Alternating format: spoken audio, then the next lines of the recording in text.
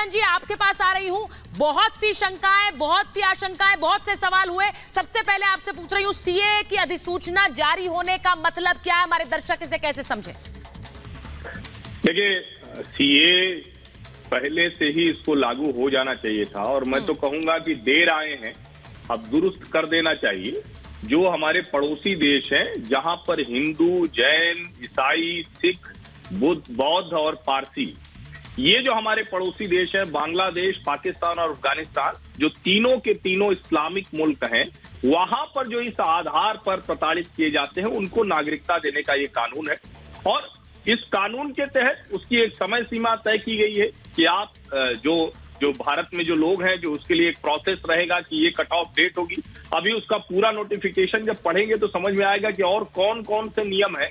लेकिन मोटा मोटा ये लंबे समय से उन लोगों की डिमांड थी, जिनके लिए कहा जाता था कि भारत से कट कर जो हिस्से निकले, इस्लामिक मुल्क बन गए, और सबसे ज्यादा हिंदू, सिख, ऐसे इस तरह के जो अल्पसंख्यक थे वो वहां प्रताड़ित हो रहे थे। और मैं समझ नहीं पा रहा हूं कि इसको लेकर इतना हल्ला हंगामा होने की क्या जरूरत है। महात्मा गांधी से लेकर देश के हर नेता ने समय समय पर कहा कि हमारे देश के जो लोग हैं, जो हिंदू हैं, ये दूसरी जगहों पर जाते हैं और कभी इनको आवश्यकता पड़े तो ये वापस लौट सकते हैं, ये यहाँ आए तो इनका पूरा सम्मान किया जाना चाहिए। और ये बात कोई भाजपा के नेता नहीं। भारतवंशी हर्षवर्धन जी, सबसे बड़ी बात यह है, ये शरण कहां लेंगे? ये भारत में शरण नहीं लेंगे तो कहां लेंगे? मूल रूप से भारतवंशी फिर से कह रहे हैं। बड़ी खबर इस वक्त की, जिसकी बात हम लगातार कर रहे थे, सलोनी सृष्टि, ये बात, इस खबर को लेकर लगातार चर्चाएं हुई हैं। हमने कई डिबेट्स इस पर की है, हमने इसे लेकर लगातार लोगों से बात भी की है, हिमानी, अनामिका। और आज अभी जो ये खबर आ रही है, सीए नोटिफाई हो गया है, पूरे देश में नोटिफाई कर दिया गया है। जैसा कहा था रिपब्लिक की समिट में गृह मंत्री अमित शाह ने, हिमानी, वही हुआ है और अब इसे नोटिफाई कर दिया गया है। इस वक्त की सबसे बड़ी खबर जारी हो गया है। सुचरिता, ये बड़ी खबर है इस वक्त की, और आप भी लगातार बता रहे, जैसा हर्षवर्धन जी ने भी कहा कि इंतजार था, हिमानी, पहले ही लागू हो जाना चाहिए था, अब लागू हुआ है। लेकिन कई लोग इस पर पल्ले से सवाल खड़े करते हैं, लेकिन इस पर राजनीति नहीं होनी चाहिए। निश्चित रूप से राजनीति नहीं होनी चाहिए, क्योंकि सरकार बार बार ये क्लियर कर चुकी है कि ये किसी की नागरिकता नहीं ले रहा है, बल्कि नागरिकता देने वाला कानून है।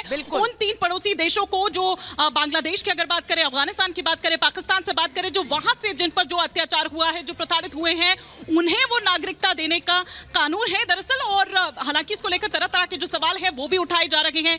ये भी देखिए, बीच में किस तरह की खबर आई थी कि जो मुस्लिम जो एक वर्ग है, उस विशेष वर्ग को किस तरह से बरगलाने की कोशिश और डराने की कोशिश हो रही थी। लेकिन अमित शाह ने, केंद्रीय गृह मंत्री ने, हमारे समिट में साफ तौर पर यह कहा कि ये देश का कानून है, किसी तरह की कोई कंफ्यूजन नहीं होनी चाहिए और कोई डरना भी नहीं होना चाहिए। और इसके पहले हमने देखा था कि कई प्रदर्शन, धरने भी कई जगह पर इसको लेकर हुए, क्योंकि लोगों का गलत ये जरूरी है अनामिका बताना कि धरने प्रदर्शन हुए थे। सृष्टि, आपको याद है, हमने दर्शकों को जरा याद दिला दे कि संसद परिसर के अंदर काला पट्टा पहनकर राजनीतिक दलों ने विरोध प्रदर्शन किया था।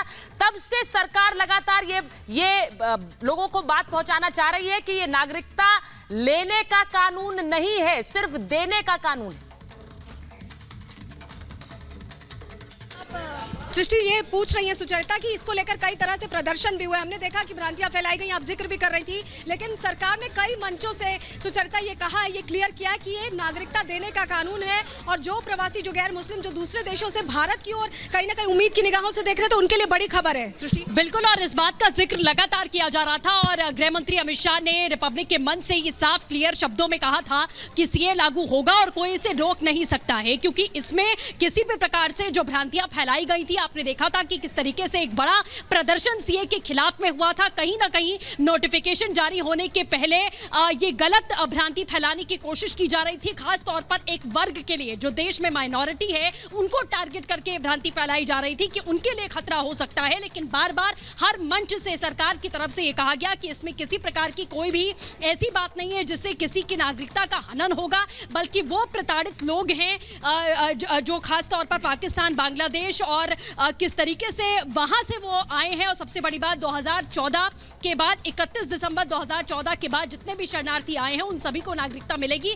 बाकायदा एक पोर्टल बनाया गया है जिसके जरिए आप आवेदन कर सकते हैं और उसके बाद नागरिकता के लिए आवेदन कर आप अपनी डिटेल्स उसमें जारी कर सकते हैं और आपको नागरिकता मिल जाएगी। यही प्रावधान जारी किए गए अधिसूचना में। जी बिल्कुल, जो बड़ी खबर अपने दर्शकों को बता दें जिसको लेकर लगातार चर्चाएं हो रही थी और मुझे लगता है कि रिपब्लिक समिट में सबसे बड़ी खबर यही बनकर उभरी थी जब देश के गृह मंत्री अमित शाह ने कहा था कि चुनाव की तारीखों का ऐलान होगा उससे पहले सीए नोटिफाई हो जाएगा। हुआ भी वही है, आज नोटिफाई हो गया है। जैसा मैं हर्षवर्धन जी से पूछ रही थी इसके मायने क्या है, इसे लेकर प्रदर्शन हम भूले नहीं है। मैं एक जल्दी से पहले एक रिएक्शन लेना चाहती हूं। ममता जी स्टूडियो में आ गई। दुष्यंत जी जरा बताइए, पहले काले पट्टे पहनकर बहुत प्रदर्शन हुआ है, अब क्या थोड़ा इंतजार, क्या सीए के रूल्स जो नोटिफाई किए गए हैं उन्हें पढ़ने की थोड़ी सी जरूरत है, उसके बाद किसी तरह का रिएक्शन होना चाहिए? निश्चित रूप से। और जैसा कि हर्ष जी ने कहा, मैं उसी बात से शुरू करना चाहता हूं। महात्मा गांधी जी ने भी कहा था कि भारतीय पूरे उपमहाद्वीप में जो हिंदू अन्य देशों के अंदर माइनॉरिटी हैं उनका भारत में अधिकार है और उनको जब चाहे भारत की नागरिकता लेने का अवसर उनको दिया जाना चाहिए और उनको शरण मिलनी चाहिए। ये गांधी जी ने कहा था और लगातार मुझे लगता है कि जो भी पूर्व की सरकारें रही हैं उन्होंने भी इस दायित्व का निर्वहन किया है, चाहे सिख हों, निर्वहन तो अफगानिस्तान से आए हुए, पाकिस्तान से आए हुए। तो फिर इस कानून का विरोध क्यों था? सुन लीजिए, पहले मेरे को आपने प्रश्न किया तो मेरे को उत्तर देने का मौका दीजिए। इंदिरा जी ने पूरा याद कर लीजिए जो बांग्लादेश वॉर, ये तस्वीरें देखिए, जो बांग्लादेश की वॉर हुई उसमें एक बहुत बड़ा कारण ये था कि बांग्लादेश जो कि तथाकथित उस वक्त पाकिस्तान का हिस्सा था, सत्यविजय को लाइए, वहां पे लगातार माइनॉरिटीज के साथ में, हिंदू माइनॉरिटीज के साथ में अत्याचार हो रहा था। तो वो पूरी लड़ाई जो इंदिरा जी ने लड़ी और पाकिस्तान को दो हिस्से किए, उसमें वो भी एक कारण था। और अल्पसंख्यकों की मदद के लिए, अल्पसंख्यकों की सहायता के लिए, उनके संरक्षण के लिए तो भारत कृत संकल्प। ठीक है, मैं एक बार जरा सत्यविजय के पास जाना चाह रही हूँ सर, क्योंकि दुष्यंत जी बहुत इंपॉर्टेंट है लोगों का रिएक्शन लेना। जरा एक बार ग्राउंड पे जाएंगे, सत्यविजय के पास जाएंगे। जरा अमित, आप जरा सुन रहे हैं, सत्यविजय के पास जाएंगे क्योंकि वहां उनके साथ लोग हैं और मैं लोगों का रिएक्शन जरा लेना चाहती हूँ। सत्यविजय जरा बताइए, पीपल ऑन ग्राउंड, उन्हें समझ आ रहा है सीए को नोटिफाई करने का मतलब क्या है? जी हाँ, बिल्कुल। देखिए, मध्य प्रदेश की जनता की क्या रिएक्शन है सीए को लेकर, क्योंकि नोटिफिकेशन जारी हो गया। मेरे साथ तमाम लोग हैं जो कि राजधानी भोपाल के अलग अलग हिस्सों से, और देखिए खुशियाँ भी यहाँ पर इनकी जाहिर होती है क्योंकि हाथ में इन लोगों की मिठाइयाँ हैं, एक दूसरे को मिठाई खिलाकर ये खुशी भी जाहिर कर रहे हैं। फिलहाल मैं लोगों से बात करता हूँ। क्या कहेंगे, सीए को लेकर नोटिफिकेशन जारी हो गया है? जी, बड़े हर्ष का विषय है। इसके लिए सारा समाज, भारतवर्ष प्रयास कर रहा था, संघर्ष कर रहा था। अब जो अल्पसंख्यक समुदाय जो पीड़ित होता, प्रताड़ित होता धार्मिक आधार पर, अब उनको नागरिकता मिलेगी। आइए आपके। जी, हम खुश हैं क्योंकि हमारे लिए ये वाकई एक संघर्ष था और संघर्ष की लड़ाई को, और जिस कारण से हमने मोदी सरकार को चुना था 2019 के उनके मैनिफेस्टो में था, वो आज मैनिफेस्टो की जो शर्त है या जो वादा है वो पूरा हुआ है। हम खुश हैं। आप बताइए क्या कहेंगे? देखिए, माननीय मोदी जी ने जो कहा है, मोदी है तो मुमकिन है और वो मुमकिन करके उन्होंने दिखाया है। सीए का उन्होंने घोषणा पत्र में कहा था कि हम इसे लागू करेंगे। कितना विरोध हुआ, देश में अलग अलग भ्रांतियां फैलाई गई।